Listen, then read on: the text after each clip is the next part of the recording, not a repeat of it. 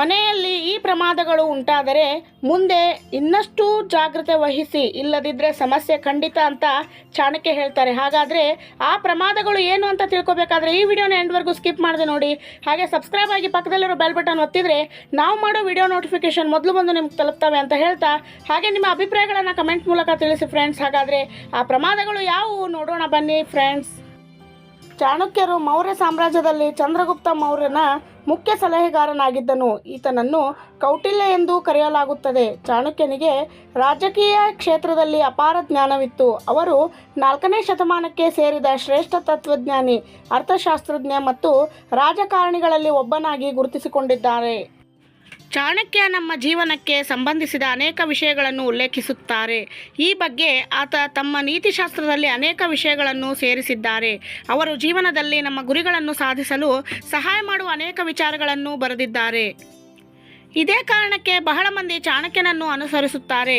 ನಮ್ಮ ಜೀವನದಲ್ಲಿ ನಡೆಯುವ ಕೆಲವೊಂದು ಘಟನೆಗಳು ಮುಂದೆ ಇನ್ನಷ್ಟು ಕೇಡುಗಳನ್ನು ಸೂಚಿಸುತ್ತವೆ. ಆದರೆ ನಾವು ಬಹಳ ಮುನ್ನೆಚ್ಚರಿಕೆಯಿಂದ ಇದ್ದರೆ ಅದನ್ನು ತಡೆಯಬಹುದು. ಹಾಗಾದರೆ ಏನು ಆ ಘಟನೆಗಳು ನೋಡೋಣ ಬನ್ನಿ ಸ್ನೇಹಿತರೆ. ಅದರಲ್ಲಿ ಮೊದಲನೆಯದಾಗಿ ಹಿರಿಯರನ್ನು ಅವಮಾನಿಸುವುದು. ಚಾಣಕ್ಯನ ಪ್ರಕಾರ ಮನೆಯಲ್ಲಾಗಲಿ ಅಥವಾ ಹೊರಗಾಗಲಿ ಹಿರಿಯರನ್ನು ಅವಮಾನಿಸುವುದು ಬಹಳ ತಪ್ಪು. ನೀವು ಈ ಕೆಲಸ ಮಾಡುತ್ತಿದ್ದೀರಿ ಎಂದರೆ ಮುಂದೆ ನಿಮಗೆ ಏನಾದರೂ ಸಮಸ್ಯೆ ಕಟ್ಟಿಟ್ಟ ಬುತ್ತಿ ಎಂದು ಎಚ್ಚರಿಸುತ್ತಾರೆ. ಪೂಜಾ ಮಂದಿರ. ಮನೆ ಸದಾ ಸ್ವಚ್ಛವಾಗಿರಬೇಕು. ಅದರಲ್ಲೂ ಪೂಜಾ ಮಂದಿರದ ಶುಚಿತ್ವಕ್ಕೆ ಬಹಳ ಪ್ರಾಮುಖ್ಯತೆ ನೀಡಬೇಕು. ಒಂದು ವೇಳೆ ಪೂಜಾ ಮಂದಿರ ಕೊಳಕಾಗಿದ್ದರೆ ನೀವು ಮುಂದಿನ ದಿನಗಳಲ್ಲಿ ಏನೋ ಸಮಸ್ಯೆ ಎದುರಿಸುತ್ತೀರಿ ಎಂದು ಅರ್ಥ. ಆದ್ದರಿಂದ ಯಾವಾಗಲೂ ಪೂಜಾ ಮಂದಿರ ಶುಚಿಯಾಗಿರಬೇಕು. ಮನೆಯಲ್ಲಿ ಸದಾ ಜಗಳ, ಹೊಡೆದಾಟಗಳ ಸದ್ದು ಕೇಳಿ ಬರುತ್ತಿದ್ದರೆ ಅಲ್ಲಿ ಖಂಡಿತ ಲಕ್ಷ್ಮಿ ಇರುವುದಿಲ್ಲ. ಮನೆ ಯಾವಾಗಲೂ ಶಾಂತಿಯಿಂದ ಇರಬೇಕು. ಕುಟುಂಬದ ಸದಸ್ಯರ ನಡುವೆ ಸಂತೋಷ ತುಂಬಿರಬೇಕು.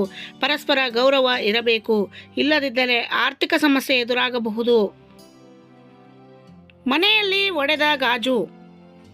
ಕನ್ನಡಿಯನ್ನು ಲಕ್ಷ್ಮೀ ಸ್ವರೂಪ ಎಂದು ಕರೆಯಲಾಗುತ್ತದೆ. ಆದರೆ ಮನೆಯಲ್ಲಿ ಅಪ್ಪಿತಪ್ಪಿ ಕನ್ನಡಿ ಒಡೆದರೆ ಏನಾದರೂ ಸಮಸ್ಯೆ ಸಂಭವಿಸುತ್ತದೆ ಎಂದು ಅರ್ಥ. ಆದ್ದರಿಂದ ಎಂದಿಗೂ ಕನ್ನಡಿ ಒಡೆಯದಂತೆ ಜಾಗೃತೆಯಿಂದ ಇರಿ. ತುಳಸಿ ಗಿಡ ಒಣಗುವುದು. ತುಳಸಿಯಲ್ಲಿ ಲಕ್ಷ್ಮಿ ನೆಲೆಸಿದ್ದಾಳೆ ಎಂದು ನಂಬಲಾಗಿದೆ. ಪ್ರತಿದಿನ ತುಳಸಿ ಪೂಜೆ ಮಾಡುತ್ತೇವೆ. ಆದರೆ ಇದ್ದಕ್ಕಿದ್ದಂತೆ ತುಳಸಿ ಗಿಡ ಒಣಗಿ ಹೋದರೆ ಮನೆಯಲ್ಲಿ ಆರ್ಥಿಕ ನಷ್ಟ, ಅನಾರೋಗ್ಯ ಸಮಸ್ಯೆಗಳು ಉಂಟಾಗಬಹುದು. ಆದ್ದರಿಂದ ಮನೆಯಲ್ಲಿ ಎಂದಿಗೂ ತುಳಸಿ ಗಿಡವನ್ನು ಒಣಗದಂತೆ ನೋಡಿಕೊಳ್ಳಬೇಕು. ನೋಡಿದ್ರಲ್ಲ ಸ್ನೇಹಿತರೆ, ಚಾಣಕ್ಯರ ಈ ನೀತಿ ಮಾತುಗಳು ನಿಮಗೆಲ್ಲರಿಗೂ ಇಷ್ಟ ಆಯಿತು ಅಂತ ಭಾವಿಸ್ತೀನಿ. ಇಷ್ಟ ಆಗಿದ್ರೆ ಒಂದು ಲೈಕ್ ಕೊಡೋದ್ರ ಮೂಲಕ ಸಬ್ಸ್ಕ್ರೈಬ್ ಆಗಿ ಪಕ್ಕದಲ್ಲಿರೋ ಬೆಲ್ ಬಟನ್ ಒತ್ತಿ ನಮಗೂ ಕೂಡ ಸಪೋರ್ಟ್ ಮಾಡಿ ಅಂತ ಹೇಳ್ತಾ, ಮತ್ತೆ ಇಂತಹ ಇನ್ನೂ ಹೆಚ್ಚು ಚಾಣಕ್ಯ ನೀತಿಗಳನ್ನು ನಿಮ್ಮ ಮುಂದೆ ತರೋದಕ್ಕೆ ಪ್ರಯತ್ನ ಮಾಡ್ತೀನಿ ಫ್ರೆಂಡ್ಸ್. ಅಲ್ಲಿವರೆಗೂ ಧನ್ಯವಾದಗಳು.